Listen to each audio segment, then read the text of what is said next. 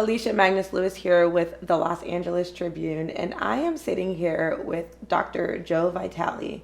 Some of you may know him from the film The Secret and the concept of the law of attraction, but he is an author, he inspires, he speaks all around the world. Dr. Joe Vitale, how are you doing today? I'm doing awesome. I'm sitting with you, eager to get into this conversation. Amazing. So just a little bit ago, we were talking about the ways that you find energy throughout the day and the need to energize yourself so you can show up in the world. So what are some of the ways that you do that? Great question. Well, I know I have to take care of me before I can take care of anybody else. So I have to have breaks. I have to have good rest. I have to take time for self-care, whether that is time in a hot tub or time to get a massage. I also do a lot of devotional reading, which is reminding me of my purpose and my cause. It helps inspire me so I can inspire other people. I don't know, there's just a whole lot of time that's spent on self-care so that I got the strength, the stamina, the inspiration, the endurance to go out into the world and spread the good news. Endurance is an interesting word that you use here because it's about longevity. It's not just about impact for one day, but it's about the ability to continue to pour in to others, but most importantly, to continue to pour into yourself. It's not just a one-time activity. Right. It's a continuous practice. You've written over 90 books, but you also read a lot. What are 2 books that you are reading right now, and what have you learned from them? Wow, what are 2 books I'm reading right now? First of all, that question hurts because I'm reading lots of books. There's like 15 of them in different places. You know, I got a reading stack. But what am I reading right now? One is by Derek Sivers, I think is his name. He had started CD Baby, and he's written a bunch of little books since he sold his company. And Useful, Not True is one of his books. Useful, Not True. And it's referring to beliefs that are useful in getting to an end result you want, but they're not necessarily universally true or even agreed upon facts. And it's that kind of thought-provoking stimulation that really gets me reflecting and growing and being inspired. So that's one of the books. Another book is called Practical Vedanta, and that is the philosophy of non-duality, and it's by the spiritual teacher Vivekananda, who came before Yogananda. And I read metaphysics, I read psychology, I read neuroscience. Occasionally we'll jump into a biography. The list goes on.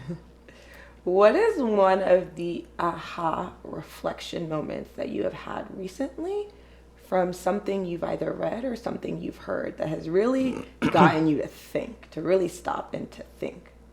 There have been several, but I want to tell you about one. I don't think I've talked about this one yet. Yogananda has been one of my guides. He wrote autobiography of a yogi, and great teacher, and a great teacher in my life. And he said, you can learn to be secretly happy no matter what the circumstances. And I really took that to heart.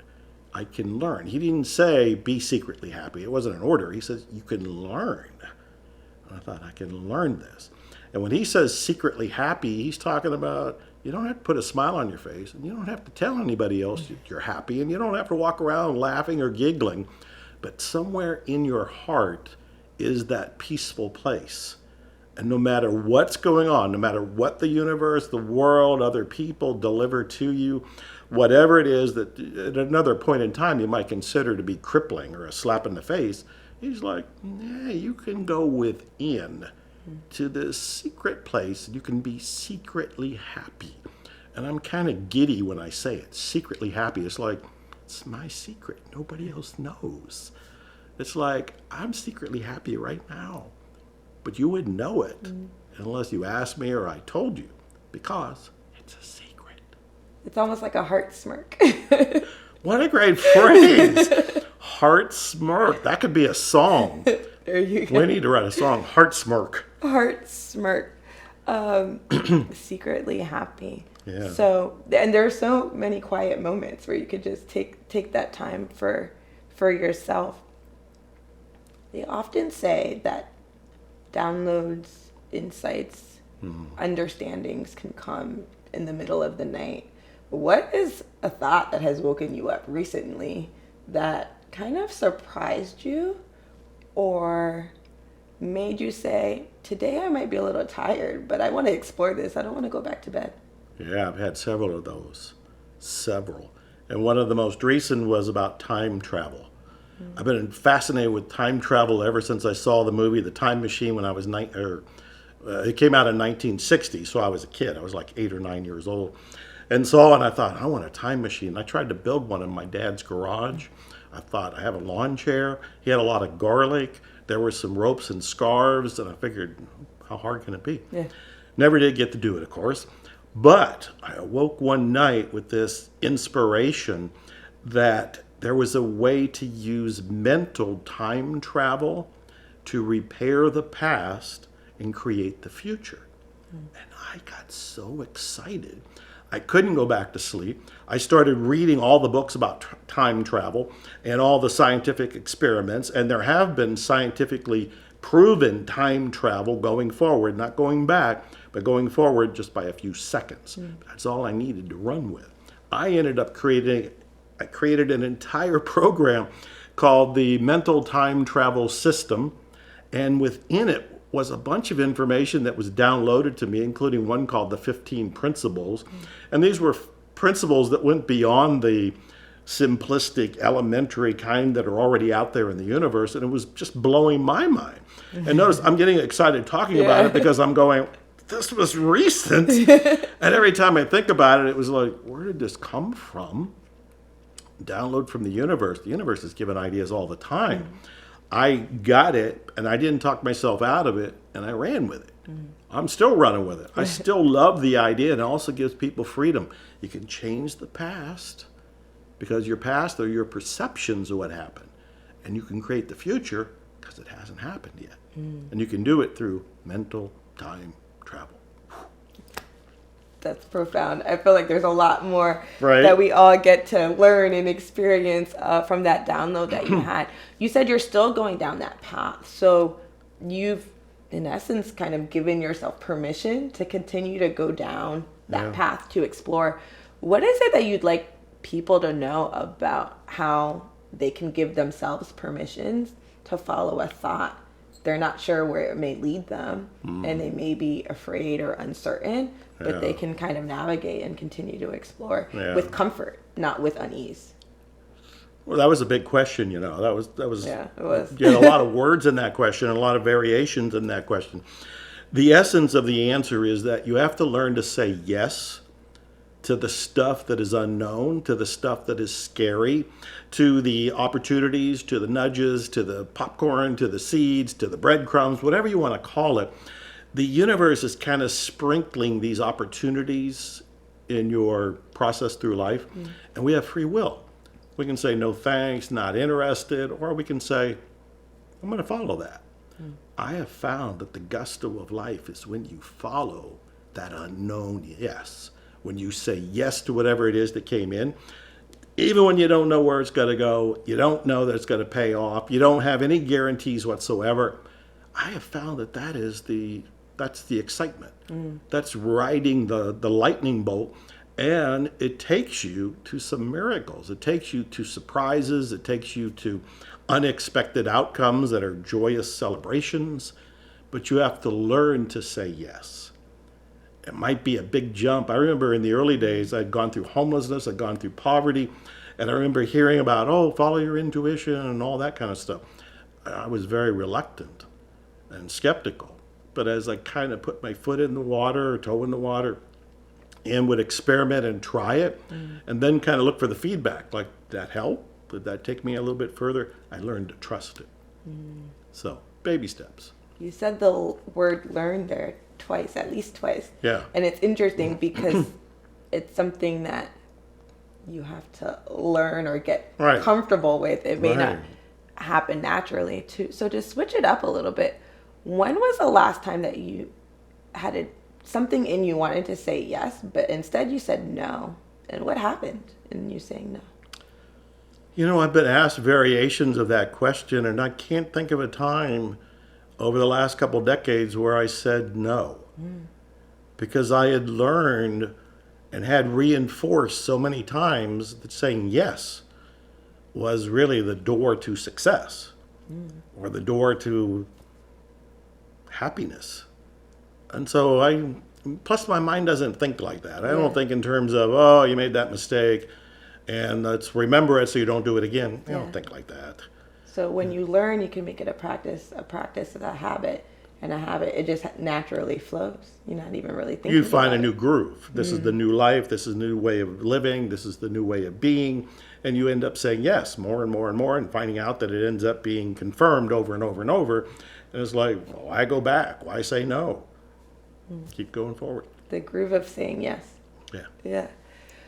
So you've had a lot of experiences. You have had the opportunity to connect with many individuals from all over the world, some of which you may have met, some of whom you may not have met in person, but encountered in some way through your works. What is something that you'd like people to know that you don't share often, but it is really a big part of you that you really enjoy? Did you know that I bend horseshoes and nails and bolts? Metal equipment like that around me is kind of dangerous. I learned strongman training 10 years ago, and it profoundly taught me about zero limits living.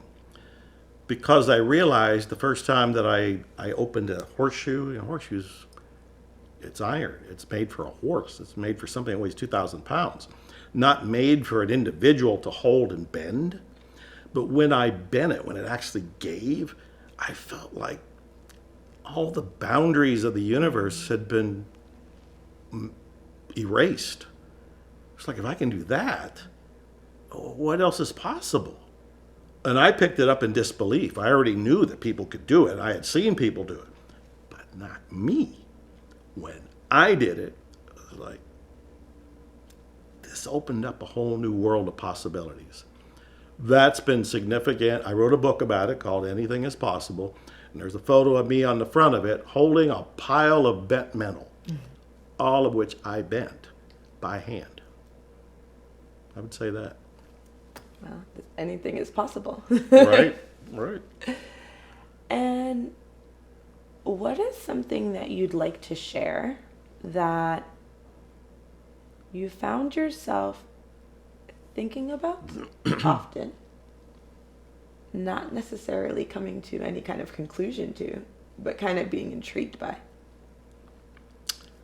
I'll tell you what I'm still thinking about and meditating on and pondering, and that is the intelligence of the witness that is inside of each of us.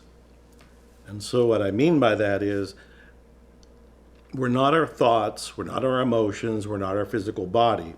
There's this background witness, this background observer that's in me and it's in you. And it seems to be intelligent. It seems to be listening to my request, and it seems to be inspiring me with its to-dos for me. And I keep pondering, what is that? We got all kind of words that could be there for it, but it's almost like it made me and it's animating me and it's alive in me. But what is that observer, witness, essence, power source that's keeping me here? It's alive.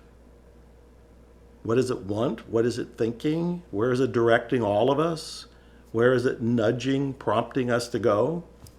Yeah, I'm contemplating that. As you contemplate, where are some areas that your mind has wandered towards some of the answers, or maybe some of the kind of outputs of those experiences of exploration?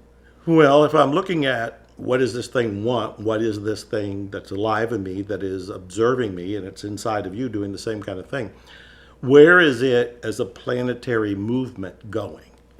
So in other words, if there's 7 or 8 billion people on the planet and they all have this life force within them, they're not all listening to it. They don't all know what it is, but more and more of us are awakening to its realization that it is there. And we're awakening to, it's giving us nudges, inspirations, marching orders, so to speak. I can't help but wonder, when does the critical mass hit in terms of awakening the planet? And where does it go? How does it actually transform us? Is this the final utopia, heaven on earth, that we've been wanting and praying for thousands of years? Is it awakening us? Yeah. Are we awakening it? Oh, aren't you getting good? I don't know. I wonder. I mean, it's something I think a lot of people explore and think about and journal about and write about and talk about. And so, will we know? Will we ever understand where it's taking us? I think Right. it's an interesting exploration. Yeah. You know.